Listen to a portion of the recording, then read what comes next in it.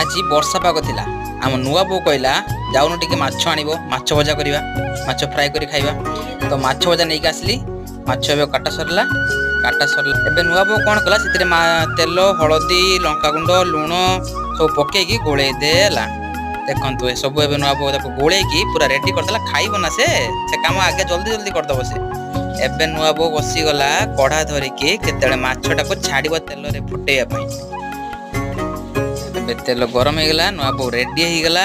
ମାଛଟାକୁ ନେଇ ଯାଇକି କଢାରେ ତେଲକୁ ପୁରା କଳକଳିକି ଫୁଟେଇ ଦେଲା। ଏଇରେ ବାବାରେ, ଏବେ ମାଛ ଭଜା ହବା ଉପରେ ହେଲାନି। ହାଲକା ଦେଖିକି ଟିକେ ଫ୍ରାଏ ଆସିଗଲା। ନୂଆ ବୋଉ କହିଲା ଏବେ ମାଛ ହେଇଗଲାନି। ଏବେ ମୁଁ କାଢିଦେଲି ୟାକୁ। କହିଲି ହଉ ଦେଖେ, ଯଦି ହେଇଗଲାନି ତ କାଢି ପକା। ଚାଲ କାଢି ପକେଇଲା ନୂଆ ବୋଉ ତଳକୁ। ଏବେ ମାଛ ଭଜା ରେଡି।